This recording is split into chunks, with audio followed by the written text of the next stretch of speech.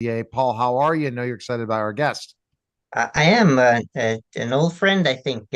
He's a CEO of Media Magic, and which is a high tech and an SaaS industry global growth platform. So, welcome, Thomas. Thank you, Paul. Thanks for having me, Neil. So Thomas, tell us how this whole thing started for you. What is your background in, and how did he become a CEO? Kind of go delve into that part. Oh, wow. How did I become the CEO? Okay. Well, when I was a child, I was always an entrepreneur trying to sell my friends on the neighbors on the block things. So I think it's in my DNA, my blood. I've got entrepreneurs in my family. When I joined IBM and worked at IBM twice, actually, I had the blessed opportunity to work in the EBO organization, which is Emerging Business Opportunities. So like a startup within a company, right? Cisco does the same thing in high tech. And so I love doing that for open source software and Linux and life science, new emerging technologies, kind of like AI and generative AI. So I've always been attracted to it, but so this is my, I guess, fourth or fifth company. So I just love building things. I love the process and the journey. And it's fun once you get it in your blood, but when do you figure it out? You know what I mean? Because I'm going to say, like, I'm in this CEO journey now. I have multiple companies, and I'm like, well, I didn't think of that in the days when I was a professional wrestler or teacher, that I would be in that role and kind of figuring it out. And now I'm a leader, and it just happens overnight in certain ways in development, and you create stuff, and that's what we are, creators. Hmm. Creators, producers, and doing it through ambiguity and pushing, leaning into those emotions too, by the way. So talk about your latest company and what you do. Thank you. So Media Magic is a global growth platform for SaaS and tech companies. And well, it's my background, 28 years now. I got my start cut my teeth in a small tech company in San Jose, California. And then I ended up at EDS, Ross Perot's old company, and just by way of introduction. So I went through the ranks and rose up, and I learned and I learned. I made mistakes and I grew, and so the current company, my current company, helps companies in SaaS and tech figure out how to grow, how to crack the nut, how to, as one of my mentors once told me, how to navigate the Silicon Valley startup valley of death. And 92% of startups still fail after 5 million in funding in a Series A. So there's no guarantee. And I've got a lot of friends in the venture capital community and people I know I've worked with before, and they know it's a numbers, it's kind of a numbers game, and not all startups succeed, kind of like on all rock bands. So we help them because I've been there and I've done it. In fact, I just had a client meeting yesterday with an AI robotics company that you guys probably know, and I can't disclose the name, but a client who's come to me to 5x their revenues this year. How do they growth hack? And by the way, they're publicly traded too. And Wow. so it's difficult to scale up and crack that nut, especially in B2B. Yeah. Um, and how to do it with a high return on your ad spend, how to do it with a high return on investment in your marketing dollars, instead of just having a huge cost of acquisition, customer acquisition cost, CAC, and not getting the results you need as an entrepreneur, a CEO, whatever your background, whether it's engineering or business or tech or whatever. What do you think is the biggest reason why all of them fail? I know that isn't only like 10% of businesses succeed already. So you're giving me this whole, SaaS number, but still, come on now. So, it's everywhere in business. People start a business, have a great idea, even get Yeah. funding, and they don't know what to do with it. If I, let's say, I started a tech company with $5 million right now, all right, what would you recommend the first thing that you need to look at?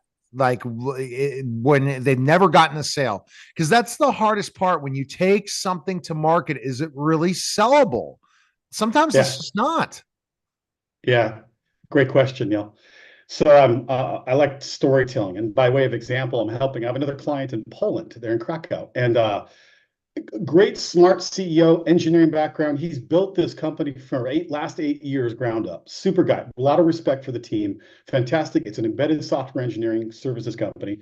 So they do a lot of products for like what Cisco makes, and they put it into the marketplace. Networking equipment, medical device equipment, and his biggest issue is he keeps thinking binarily, and it's confidential, so can't name the person, but entrepreneurs, and I used to do the same thing. I think in binary. Well, the world is not binary. It's very gray, 50 shades of color in rainbow. And leaning, understanding, customers don't think in ones and zeros. They think in business cases. They think in use cases. They think in what problem in business can you solve for me with whatever tech or SaaS, software as a service product, or whatever new widget, but iPhone, whatever it happens to be. Okay. The coolest new t-shirt, or the coolest new brand, or men's product, skincare products, whatever. I live in an industry of tech and SaaS.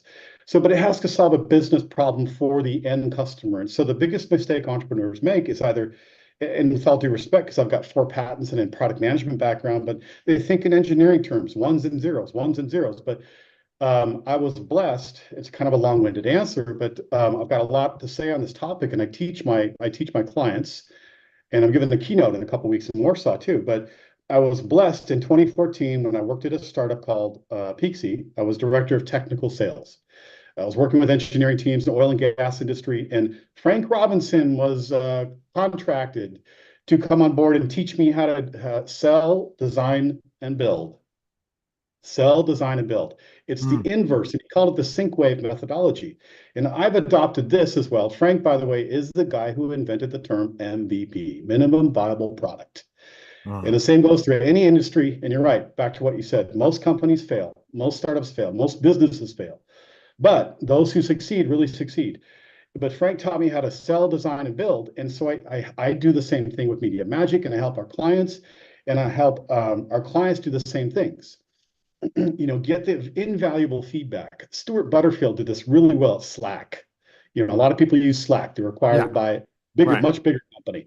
They did early beta customer feedback and testing from tens of thousands of users. Totally. So they knew what to build, where to spend their engineering dollars and money from VCs to then build a better product. It was a better product market fit. So sell, design, build. That's one of the primary things I would say is important to success as an entrepreneur, no matter what. So, and I'm going to ask you more questions on this because I'm learning so much, and I didn't have to pay the consulting fee. Thank you. So and so that's me asking the good questions because I'm in a phase where I'm understanding that just because here's my background in wrestling. We get in a match. There's no television, right? You go to a town, you're working an independent show. This is how wrestling relates to business. You go in a match, no one knows you, babyface versus heel. First minute, you have to get the crowd to hate somebody and love the babyface as the heel. So you go out, they look at you, say, who the hell are you? What's this guy? And I have to get everyone angry and upset and then look like a fool in the match to make the baby face shine.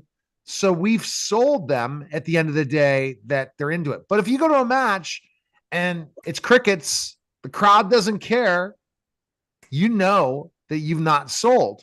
It's almost the same thing in so many ways that you present something to somebody. And I love the idea you say sell, design, build. Yeah. If you're not able to sell this, you shouldn't be designing anything or building anything because it's crap. It's worthless. But most companies do, and most entrepreneurs do. They think, well, I have this idea and I'm going to sell it. Everybody will come. No, and they don't look at the marketplace. They don't look at. Sorry. You go. Your analogy is great, though. I mean, you have to, so in the tech industry, or whatever, tech is a huge umbrella. So it's all kinds of different sub industries and products and software and hardware brands and hardware tech. For the end customer, the avatar, the ideal client profile, years in wrestling, it's like the audience out in the crowd, and you have to evoke an emotion with your audience. Yeah.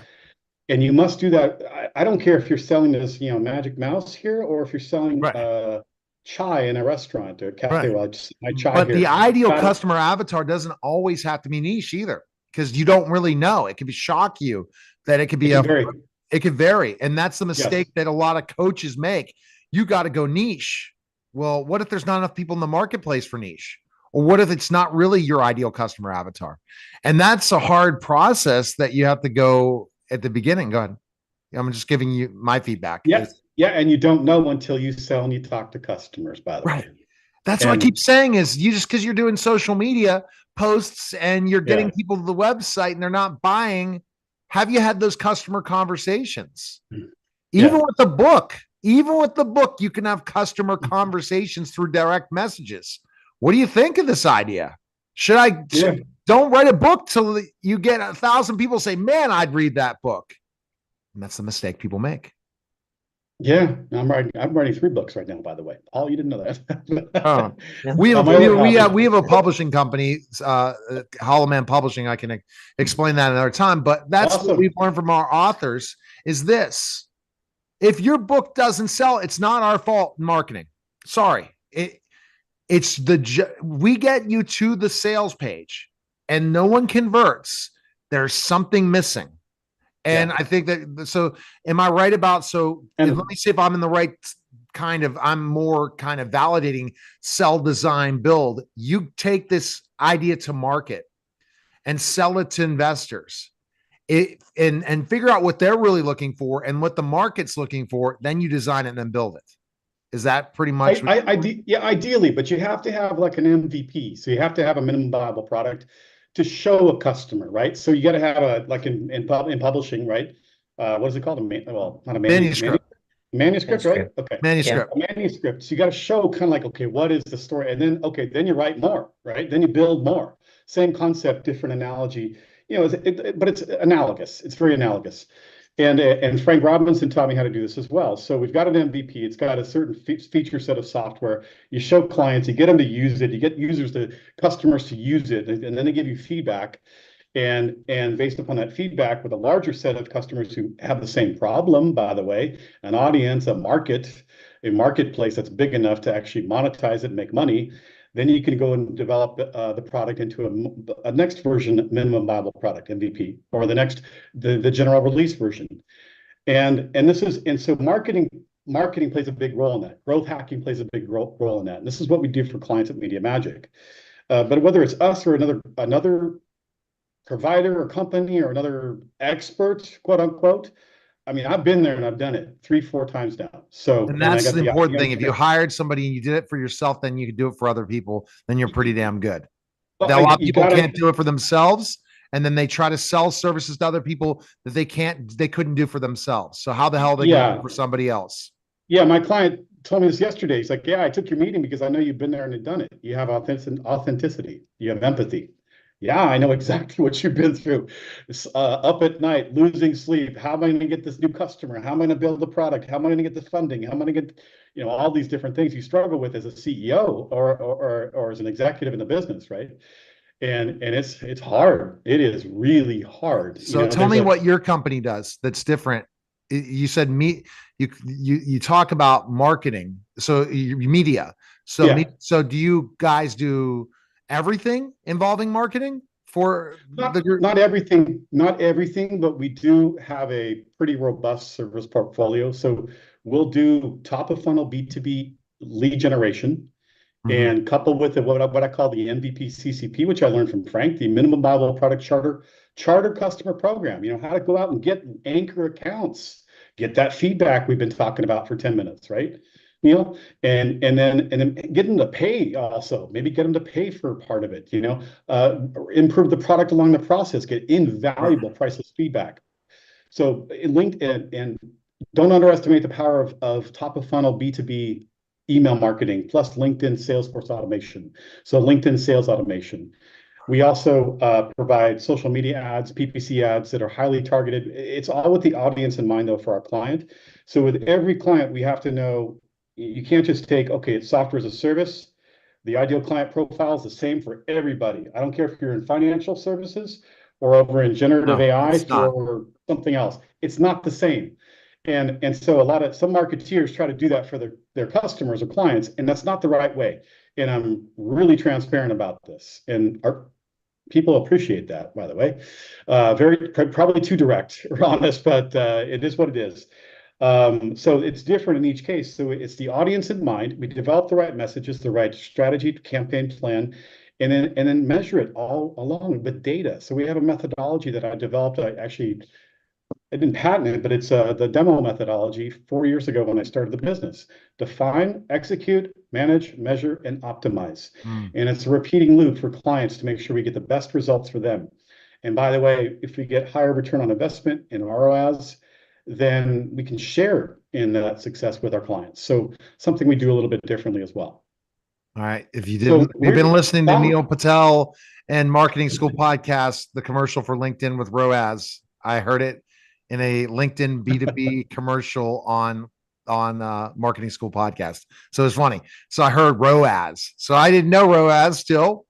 I've been listening to the same commercial over and over again because Neil Patel and Eric Sue are throwing just tons of commercials on. Have you listened to them? They're really yeah, I follow Neil all the time. Yeah, Neil Patel. But you listen to his podcast, he really tells you the straights. Oh my God. It's so it made me go from more ideas of a solopreneur to a full agency when I was driving back from Texas 9 months ago, and I've not stopped because I really just decided to hire American-based team.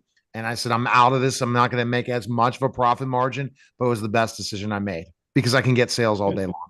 And that's the big thing that you bring to the table is you're telling them the straights, you're looking at ROI, and a lot of companies have it in-house. They don't know what the hell they're doing.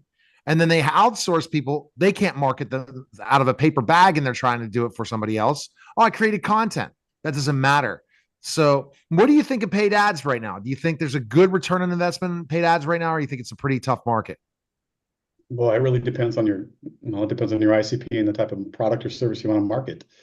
I mean, what do I think of paid ads? It's a big question. It's a lot to unpack there, but LinkedIn is great for B2B. It's also quite expensive on a cost per click and cost basis, cost per lead. Facebook is good for mostly for consumer brands, really. Or if you're like a gaming company in SaaS, you can go to Facebook and go to Instagram and do app install campaigns, which we do for clients as well. Google Ads is good for B2B. I think better for B2B. Search is really expensive though on a CPC basis. YouTube, I like YouTube a lot right now. YouTube is, I think, one of the not underplayed, but it's the cost per click is really, really low. So we do this, I suggest this to clients all the time. Look at YouTube if you're a business trying to attract other businesses, okay? Or if it's B2B2C, the consumer is the end customer. YouTube is a great way to do it, but make sure, listen, the bottom line is through whatever the answer is to your question, because there's a lot of different answers to the umbrella question. What marketeers, if you're doing your in-house, or you come to us to do it, or somebody else, make sure there's an entire funnel. So what people do is they do, oh, let's publish content, but okay, where's the person go? Where's the user go? Well, you want them to go to your page to buy something. You want to have them go to a landing page. You want to have a call to action. You want to have correct call to actions. Ads sent all the way through, so the messages is the same all the way through that entire marketing or sales funnel. And even ugly funnels work, is one of my mentors in Canada once told me. Yeah, it doesn't have to be this. It doesn't have to be like one of the major ones. As long as you get them to the sales page and they convert, you've done your job. If that's convert for a call, if that's convert for buying that product or service, and you have to look at the bottom line, look at numbers, sales every day. You shouldn't be saying you're not it's depending on the size of the company, right? And depending on the size of the ads, and look at all those different things. Where's the best place people can find information on it? It's great how you're niching to that specific area, and you're providing, it looks like a lot of consulting and coaching involved in your agency as well, the company. Where's the best place people can go? You can find us at teammediamagic.com. It's TEAM mediamagic.com. And just click on, you can click on and request a free proposal or find out more about us there. Case study, tons of case studies, tons of client testimonials. Clients say good things about us. And thanks for having me. Are we at 15 minutes, Neil? Yeah, we're almost at 15. All right. You're listening and watching